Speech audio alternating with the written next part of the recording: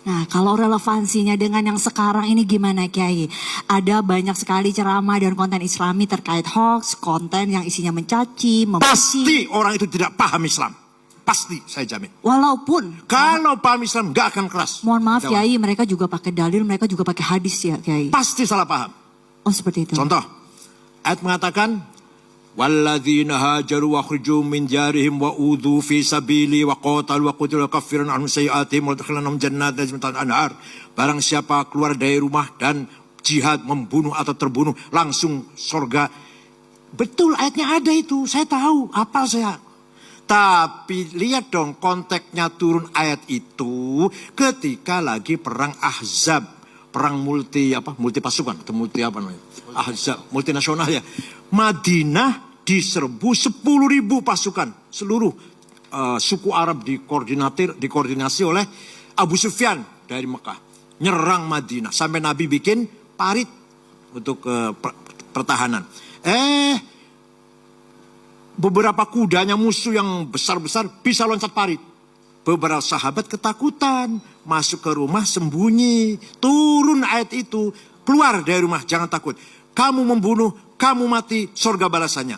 Jadi ketika ayat itu turun, kita harus tahu apa konteksnya. Lagi perang, masa sekarang lagi amannya bom. Ya kadang gini Kiai, mereka nggak keluar rumah tapi bisa upload, bisa nulis di konten-konten. Nah nanti kita tanya tuh ke Mas Santo, lanjut Kiai. Ya. Jadi memahami ayat Quran tidak gampang. Gini ya, ayat Quran itu tidak gampang. Ada berbagai macam ayat tipenya. Ada ayat muhkamah, baku, nggak bisa ditafsiri lah. Qul huwallahu ahad, Allah satu, nggak bisa ditafsir. Ada ayat mutasyabih, masih remeng-remeng, masih perlu ditafsir. Senggolan dengan istri itu batal apa tidak, itu berbagai pendapat ulama. Ada ayat mutlaqah, absolut. Atiullah wa atiur rasul, taat kepada Allah, taat kepada Rasulullah. Ada yang muqayyad, tidak absolut. Wa ulil amri minkum, taat kepada pemerintah dengan syarat kalau pemerintahnya baik. Kalau nggak baik ya jangan ditaatin. Pada satu rentetan tuh, atiullah wa atiur rasul ulil amri minkum. Tapi yang dua tadi absolut mutlak, yang ini muqayyad namanya. Ada ayat umum, am, aqimus sholat, sholat 5 waktu, itu umum itu, siapapun, kapanpun, dimanapun wajib sholat. Ada yang khas, yang khusus. Tadi ayat jihad tadi, ayat jihad ini khusus namanya, ketika lagi perang. Kemudian ada ayat hakiki, realistis, ada majazi, metafor. Allah punya tangan, Allah punya mata, Allah punya muka, Allah duduk di aras, itu majaz, metafor. Harus ditakwil. Ada ayat nasikhah, mendelit, ada ayat mansukhah yang didelit. Gak gampang, itu minimal 3 tahun belajar itu. Gak mungkin kalau pesan kilat 1 minggu terus hanya melingkara jenggot panjang itu bisa nafsir, gak mungkin. Dan nah kalau ini Kiai, ulama zaman sekarang ini dan zaman dulu itu apa bedanya dalam, apalagi zaman dulu dalam bentuk negara itu kan peran ulama tuh besar sekali. Kalau dibandingkan dengan sekarang, mohon izin. Sebenarnya gak ada bedanya, ulama yang memahami agama. Allah berfirman, "Falaula nafara min kulli firqatin minhum ta'ifatul yatafaqahu fid din wal yunziru qaumahum idza raja'u ilaihim la'allahum yahdharun." Harus ada sekelompok orang, enggak semuanya harus jadi Dirut Telkomsel, harus semua jadi DPR, enggak semua jadi TNI Polri, jangan. Harus ada sekelompok orang yang khusus yatafaqahu fid din, mendalami, memahami agama. Maka nanti orang itu disebut faqih atau fuqaha, kalau orang banyak jamaknya fuqaha, faqih, ulama lah. Kalau kitanya kiai di sini lah. Harus ada itu, harus ada.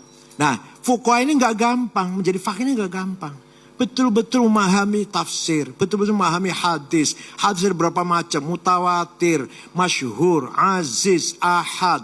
Belum dari sisi riwayatnya, sahih, hasan, dhaif. Dhaifnya ada maqtu, munqati, muallal, mursal. Ya Allah, gak sembarangan. Belum nanti masalah ijma, qauli, sukuti, qiyas ada 9, aulawi, burhani, mantiki, jadali, syiari, khitabi, iqna'i. Gak gampang menjadi fuqaha, itu gak gampang.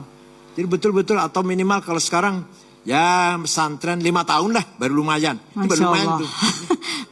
Berarti berapa banyak yang instan? Nah, ya itulah. Baru namanya faqih. Kata-kata ulama di Quran hanya tidak untuk, sebenarnya kata ulama di Quran tidak untuk ahli agama. Malah baik. ahli sains ya. Oh, oke. Inna masyaallah min ibadil ulama itu ayat itu datangnya setelah menceritakan turunnya air dari langit, tumbuh-tumbuhan, menjadikan tumbuh-tumbuhan berkembang, bermacam-macamnya binatang, bermacam-macamnya gunung. Kemudian innama yakhsyallah min ibadil ulama, orang yang paham dengan alam semesta ini. Jadi ulama di Quran bukan ahli agama sebenarnya di Quran. Yang di Quran dimaksud ahli agama itu yatafaqquhu fid din. Tafaqquh, yang paham agama. Baik, lalu bagaimana ulama dan NU merespon tantangan dakwah digital saat ini yang semakin kompleks ya? Sebenarnya kita paham ya, kita tahu persis kebutuhan tantang sekarang. Hanya kita masih mengejar ketinggalan, ya maklumlah kita dari basic pesantren tradisional kalau NU itu. Kenapa? Karena dulu ketika Belanda menguasai pusat-pusat peradaban, perkotaan, kiai-kiai menyelamatkan akidah dan akhlak, lari ke kampung-kampung, di sana mendalami agama. Nah, yang di kota, orang Islamnya ini hanya memelihara jangan sampai pegawai-pegawai Belanda murtad yang Islam. Jadi pegawai-pegawai Belanda yang kerja di Belanda di kantor-kantor jangan sampai murtad lah. Dipelihara Islamnya, tapi nggak ada pendalaman, hanya melihara jangan sampai murtad. Maka itu Islam kota namanya. Kalau yang pendalaman Islam, tafaqquh fid din, tafsir, hadis, fikih, usul fikih, ilmu kalam, filsafat, tarikh, akhlak di pesantren yang di desa-desa. Ya di kota ini hanya sekedar menjaga. Ya penting sih, saya akui penting dan peranannya besar. Organisasi yang lahir di kota itu peran besar menjaga imannya orang-orang kota. Tapi di sana tidak ada pendalaman.